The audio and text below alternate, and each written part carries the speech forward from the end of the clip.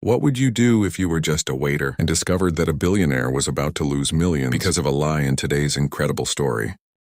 A hardworking single dad serving tables at a luxury hotel overhears something that no one else notices. A translator secretly changing the truth during a billion-dollar business deal. With everything on the line, he faces a difficult choice: stay silent and protect his job, or risk everything to expose the deception.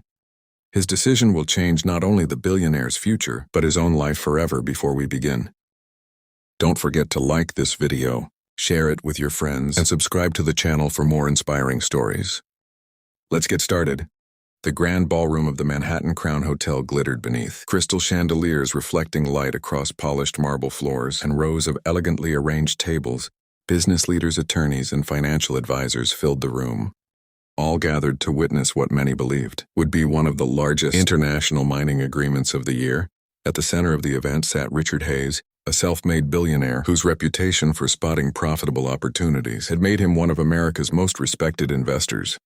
Across from him sat representatives from a foreign mining corporation that owned access to valuable mineral deposits worth billions of dollars.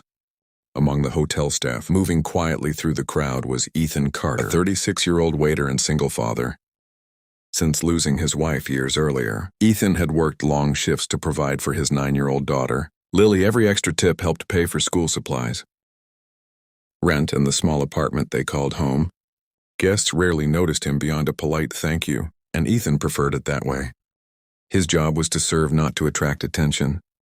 As the meeting progressed, Ethan carried trays of coffee and refreshments between tables. While serving near the negotiation area, he overheard fragments of conversation spoken in a language he knew surprisingly well, years earlier during his service in the U.S. Navy. He had spent time stationed overseas and had become fluent in the language through daily interaction with local communities. At first, Ethan paid little attention. However, as he listened more carefully, something felt wrong. The translator, hired for the meeting, was not accurately repeating what the foreign executives were saying. Subtle changes appeared in nearly every sentence. Key phrases were softened, conditions were omitted, and important financial terms were altered. Before reaching Richard Hayes, Ethan slowed his pace, pretending to adjust a tray while listening closely. The foreign executives appeared confident, unaware that anyone else understood them. The translator continued speaking smoothly, and no one questioned his words. Yet with every sentence, Ethan became more certain that Richard Hayes was being misled. The deal everyone celebrated as historic might actually contain a dangerous deception hidden beneath polished smiles and professional handshakes. Ethan's heart pounded as he stood near the edge of the conference area, struggling with what to do. Interrupting a meeting involving a billionaire investor and international executives could cost him his job, yet remaining silent felt even worse. He knew the translator's words did not match the conversation taking place across the table.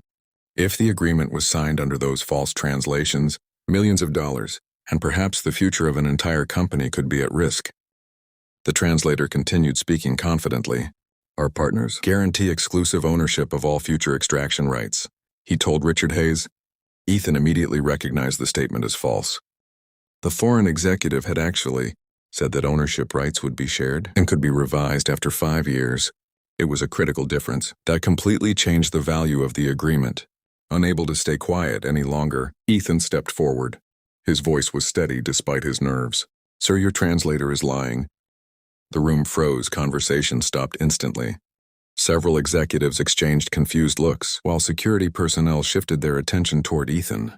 Richard Hayes slowly looked up from the contract in front of him, clearly surprised that a waiter had interrupted one of the most important business meetings of the year. "What did you just say?" Richard asked. Ethan swallowed hard but stood his ground. He explained that he understood the language being spoken and believed several key statements had been translated incorrectly. The translator immediately denied the accusation, calling Ethan mistaken and unqualified.